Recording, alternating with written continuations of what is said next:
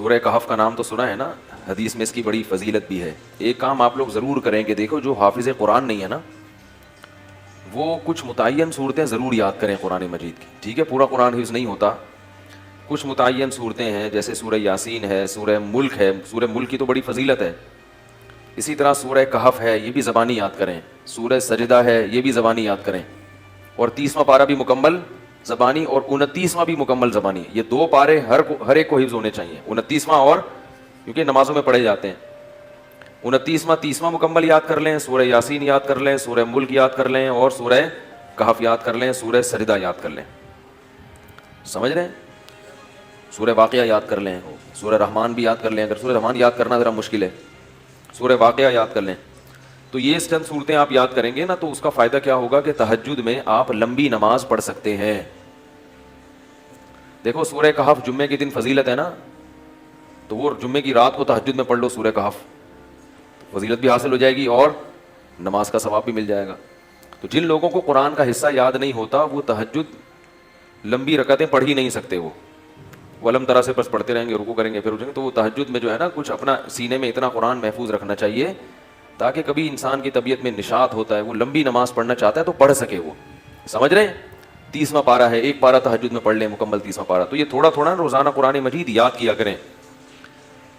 کیا ہو گیا بھائی؟ روزانہ آج سے عزم کریں کہ ہم روزانہ قرآن کا, بے شک کچھ نہیں, 4 لائنیں زبانی یاد کر لیں گے. ایک صفحے 15 لائنوں والا قرآن لے لیں, کیونکہ زیادہ تر حافظ میں نے دیکھے 15 لائنوں کے, ایک ہی ہمیشہ یاد. جب بھی قرآن حفظ کرنا ہے نا, تو ایک ہی جیسے قرآن سے حفظ کرنا ہے, ورنہ بہت کنفیوز ہو جائیں گے. بھائی قرآن جو چھپتے ہیں نا, ان میں کچھ 15 لائنوں والے ہوتے ہیں, کچھ 16 لائنوں والے ہوتے ہیں. کوئی سورت 15 لائنوں سے یاد کر لی, کوئی 16 سے, بہت کنفیوز ہو جائیں گے. پوری زندگی ایک جیسے قرآن سے ہی پھر پڑھا جاتا ہے. تو آج سے یہ ہمت کر لیں, جتنے لوگ فیس بک پہ بھی سن رہے ہیں, نیٹ پہ بھی سنیں گے, آپ لوگ بھی جو موجود ہیں, روزانہ قرآن کی 3-4 لائنیں زبانی یاد کرنی ہیں ان متعین صورتوں کی. 3-4 زیادہ بوجھ نہ ڈالیں اپنے اوپر, ورنہ مایوسی ہو جاتی ہے. تو اس میں بڑی برکت ہوگی. 1-2 سال میں بہت ساری صورتیں یاد ہو چکی ہوں گی. میں نے جو قرآن مجید حفظ کیا ہے نا, تو میرا حفظ کرنے کا شروع میں ارادہ نہیں تھا, میرے پاس ٹائم ہی نہیں تھا.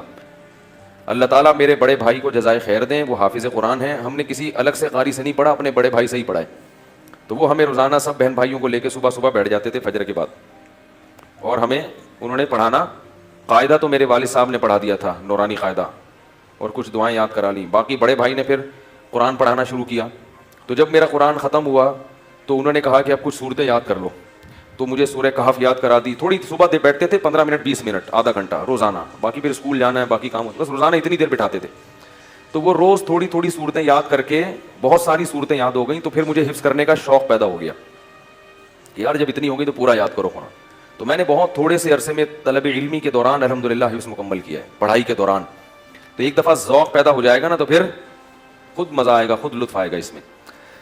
تو سورہ کہف بھی مشہور صورت ہے جو پڑھی جاتی ہے. نبی صلی اللہ علیہ وسلم نے فرمایا جو سورہ کہف کی جمعے کو تلاوت کرے گا, جمعے کی رات کو بھی کر سکتے ہیں تلاوت, ایک روایت میں جمعے کی رات کا بھی تذکرہ ہے, تو آپ نے فرمایا کہ وہ دجال کے فتنے سے محفوظ رہے گا.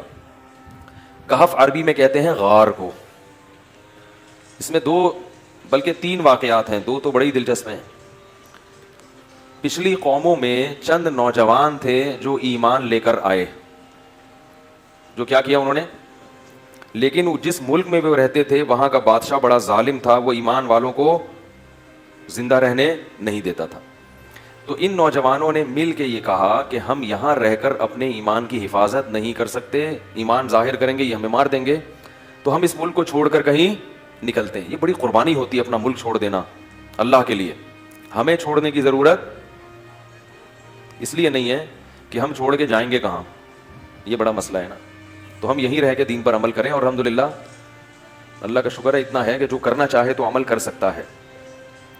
تو انہوں نے کہا کہ اب ہم کیا کرتے ہیں, یہاں سے نکلتے ہیں. اب اللہ نے دیکھو ان کے ساتھ کیسی رحمت کا معاملہ کیا. اصل میں یہود و نصارہ اس واقعے کو جانتے تھے, تو وہ نبی کی نبوت کا امتحان لینے کے لیے انہوں نے نبی سے یہ واقعہ پوچھا کہ اصحاب کہف کا کیا واقعہ ہے. یہود و نصارہ تو جانتے تھے, ان کی آسمانی کتابوں میں بھی تھا, تاریخ سے بھی نقل ہوتا چلا آ رہا تھا نا, بڑا دلچسپ واقعہ تھا. تو یہ چیزیں تو پھر سینہ بسینہ نقل ہوتی ہیں, لیکن یہ واقعات مشہور تھے مدینہ میں جہاں یہود و نصارہ رہتے تھے. اہل مکہ کو ان چیزوں کا علم نہیں تھا. تو انہوں نے نبی کا امتحان لینے کے لیے پوچھا کہ اصحاب کہف کا کیا واقعہ ہے. تو اس پر اللہ تعالیٰ نے سورہ کہف نازل کی اور بتایا انہم فتیۃ آمنوا بربہم, چند نوجوان تھے جو اپنے رب پر ایمان لائے. اکثر توبہ کی توفیق جوانی میں ملتی ہے, چاہے گناہوں سے توبہ کرنی ہو یا کفر سے توبہ کرنی ہو. میں نے بوڑھوں کو بہت کم دیکھا اسلام قبول کرتے ہوئے, بلکہ دیکھا ہی نہیں. جتنے میں نے غیر مسلمان ہوتے ہوئے اپنی زندگی میں دیکھے ہیں وہ سب کیا ہوتے ہیں؟ جوان, حالانکہ اس وقت مزے اڑانے کی عمر ہوتی ہے. تو پتہ یہ چلتا ہے کہ جوانی میں توبہ آسان ہے, بڑھاپے میں توبہ مشکل. کیوں؟ جوانی میں جیسے گناہوں کا جوش ہوتا ہے تو گناہ سے بچنے کا جذبہ بھی جوانی میں ہی پیدا ہوتا ہے, کیونکہ جوش کا ہونا ضروری ہے گناہ کے لیے بھی اور توبہ کے لیے بھی. کیا ہو گیا بھائی؟ بھائی ایک آگ بھڑکتی ہو نا جسم میں, گناہ کی بھی آگ بھڑکتی ہے اور گناہ سے توبہ کے لیے بھی جذبہ چاہیے. بڑھاپے میں جذبات کیا ہو جاتے ہیں؟ ٹھنڈے. نہ گناہ کا وہ جذبہ رہتا ہے اور نہ گناہ سے توبہ کا وہ جذبہ رہتا ہے, لہذا نیوٹرل ہو جاتا ہے. بس جس حال میں جوانی گزاری اسی میں رہتا ہے. کہتا ہے چھوڑو اب کیا توبہ کرنی, بس آرام سے مجھے زندگی گزارنے دو, مرنے دو آرام سے, چاہے وہ کفر کافر ہو یا گناہ گار ہو. اس لیے یہ نہیں کہ بڑھاپے میں توبہ قبول نہیں ہے, قبول تو بڑھاپے میں بھی ہے, مگر بڑھاپے میں توبہ کی توفیق ملتی نہیں ہے. تو اس لیے جوانی میں ہی توبہ کر لو, اور اسی سال کر لو, اور اسی رمضان میں کر لو, اور اسی اعتکاف میں کر لو, اور ابھی کر لو. شیطان کہے گا کل عید کے بعد کروں گا, پہلے 2-4 فلمیں دیکھوں گا عید کے بعد جو نئی نئی ریلیز ہوں گی ہیں, اور پھر جو ساری مستیاں اپنی پوری کروں گا, نکالوں گا, مزے اڑاؤں گا, پھر کیا کروں گا؟ تسلی سے آخر میں توبہ کر لوں گا. جس نے یہ سوچ کے توبہ کو ڈیلے کیا, مؤخر کیا, اس سے بڑا بے وقوف دنیا میں کوئی نہیں ہے. ایسا نہیں ہوتا. کرنی ہے تو کرو ابھی. اللہ تعالیٰ توبہ کی توفیق دے. آج رات اٹھ کے نا اللہ سے خوب گڑ گڑا کے مانگے, اللہ جتنے گناہ تھے ہم نے چھوڑ دیے, بس ہمت کرو. ہمت کے بغیر دنیا میں کچھ بھی نہیں ہوتا. تو ان نوجوانوں نے کیا کہا بھائی ہمت کرتے ہیں. فتیہ, قرآن کیا کہہ رہے ہیں؟ نوجوان تھے. فتن کی جمع فتیہ آتی ہے. تو انہوں نے کہا کہ بھائی وَإِذِ اعْتَزَلْتُمُوهُمْ وَمَا يَعْبُدُونَ إِلَّا اللَّهَ فَأْوُوا إِلَى الْكَهْفِ, چلو یہاں سے بھاگ کے کسی غار میں پناہ لیتے ہیں, وہاں جا کے سوچیں گے کہ کل کرنا کیا ہے, اگلا پلان کیا. ابھی تو یہاں سے نکلو, یہاں رہ کے کچھ نہیں ہو سکتا. انہیں کیا پتا تھا کہ ان کی اس قربانی پر اللہ ان کو کیسا نوازنے والا ہے. اللہ بڑا شکور ہے. اللہ کا ایک نام ہے شکور. شکور پتہ ہے کسے کہتے ہیں؟ قدردان. آپ تھوڑا کریں اور وہ نوازے بہت زیادہ, اس کو شکور کہتے ہیں. تھوڑی قربانی آپ دو گے مگر وہ نوازے گا بہت زیادہ. اللہ ایسا کرتے ہیں.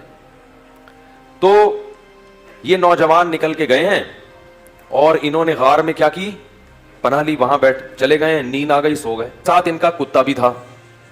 حفاظت کے لیے کتا رکھنا بولو بھائی جائز, بلا وجہ کتا رکھنا حرام ہے. نبی نے فرمایا جس نے بلا وجہ کتا رکھا روزانہ 1 قرات اس کی نیکیاں کم ہوتی رہیں گی. 1 قرات پہاڑ کے برابر ہوتا ہے. روزانہ اس کی نیکیاں ضائع ہوتی رہیں گی. اسلام میں کتا پالنا بلا وجہ جائز نہیں ہے. ضرورت کے لیے, شکار کے لیے پال سکتے ہیں. شکاری کتے ہوتے ہیں نا کہ شکار وکار کرنا ہے, یا گھر میں طوطے پالے ہوئے ہیں تو ان کی شکار کے لیے کتا رکھا ہوا ہے. تو یہ ہوتا ہے طوطوں کی حفاظت کے لیے کتے رکھنے پڑتے ہیں بعض دفعہ. تو لیکن کتے کو بتا دیں کہ صرف طوطوں کی حفاظت کے لیے. لوگ کتا پالتے ہیں ڈاکوں سے حفاظت کے لیے, اس کو بتاتے نہیں ہیں, وہ ہر ایک کو کاٹنا شروع کر دیتا ہے. تو وہ اپنا کتا بھی ساتھ لے گئے حفاظت کے لیے کہ بھائی کہیں پہرے وہرے کا کام آئے گا. تو غار میں ان کو نیند آئی اور کتا کہاں بیٹھا ہوا ہے؟ غار کے کنارے پہ. وہ حفاظت کے لیے بیٹھا ہوا تھا کہ بھائی کوئی آئے گا تو بھونک کے ان کو بتائے گا بھائی بندہ آیا ہوا ہے کوئی. تو اب جو ہے قرآن کہتا ہے کہ ہم نے ان پہ نیند کو مسلط کر دیا, سو گئے. وَلَبِثُوا فِي كَهْفِهِمْ 300 سِنِينَ وَازْدَادُوا 9 309 سال سوئے ہیں. کتنے؟ 309 سال. وَنُقَلِّبُهُمْ ذَاتَ الْيَمِينِ وَذَاتَ الشِّمَالِ, اگر انسان ایک ہی پہلو پہ لیٹا رہے نا تو زمین کھا جاتی ہے اس کو. تو اللہ فرماتے ہیں ہم ان کو کروٹیں بھی دلاتے رہے. وَتَرَى الشَّمْسَ إِذَا طَلَعَتْ تَزَاوَرُ عَنْ كَهْفِهِمْ ذَاتَ الْيَمِينِ وَذَاتَ الشِّمَالِ وَإِذَا غَرَبَتْ تَقْرِضُهُمْ, جب سورج نکلتا تھا تو وہ بھی کترا کے نکلتا تھا. روشنی جائے گی مگر تیز دھوپ نہیں جائے گی, تاکہ سورج کی جلن, سورج کی کرنیں ان کی اسکن کو خراب نہ کریں. اور اللہ فرماتے ہیں 309 سال تک کتا جس انداز میں بیٹھا رہا ہے, لَوِ اطَّلَعْتَ لَوَلَّيْتَ مِنْهُمْ رُعْبًا وَلَمُلِئْتَ مِنْهُمْ فِرَارًا. وہ کیا ہے؟ لَوِ اطَّلَعْتَ عَلَيْهِمْ لَوَلَّيْتَ مِنْهُمْ فِرَارًا وَلَمُلِئْتَ مِنْهُمْ رُعْبًا, کہ تم اس کتے کو دیکھتے تو روب کی وجہ سے وہاں سے بھاگ جاتے. اللہ نے کتے پر ایسا روب ڈال دیا کہ کوئی بھی اس کے قریب پٹک نہیں سکتا تھا, تاکہ ایسا نہ ہو کہ 309 سال میں ظاہر ہے کتنے لوگ یہاں سے گزریں گے غار میں جا کے ان کو نقصان نہ پہنچائے, تو کتے کی ایسی وحشت.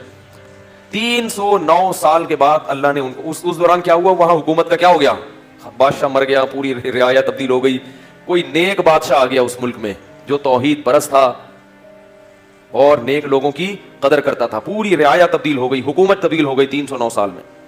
تو یہ 309 سال کے بعد سو کے اٹھے ہیں, اب پریشان ہے کہ یار ہم کتنا سوئے ہیں. کسی نے کہا کہ ہم 24 گھنٹے سوئے ہیں, کسی نے کہا کہ نہیں بھائی آدھا, کیونکہ یہ تو سوچ ہی نہیں سکتے تھے نا اتنے 100 سال تک ہم سوتے رہے. تو ایک نے کہا کہ اللہ ربکم اعلم بما لبثتم, اللہ کو پتا ہے بھائی کتنا سوئے ہیں, چھوڑو اس بحث میں کیا پڑھنا, 24 گھنٹے یا آدھا دن یا ایک دن, چھوڑو کیا کرنا اس بحث. تو ایسا کرو فبعثوا بورقکم هذه الى المدینہ, کیا ہوا بھائی, فبعثوا بورقکم هذه الى المدینہ, یہ سکہ رائج الوقت لے کے جاؤ. کیا کرو, سکہ رائج الوقت, یہ رائج الوقت میں خود لگا رہا ہوں کیونکہ آج کسی کا نکاح پڑا ہے نا جمعے میں, اس میں لکھا تھا 1 لاکھ روپے سکہ رائج الوقت. تو یہ پرانی اصطلاحات پتہ نہیں لوگ کیوں استعمال کرتے ہیں بھائی. رائج الوقت ہی ہے اور کیا ہوگا, بیوی رائج الوقت ہے, دولہا رائج الوقت چل رہا ہے, تو سکہ بھی کون سا ہوگا, رائج الوقت ہی ہوگا.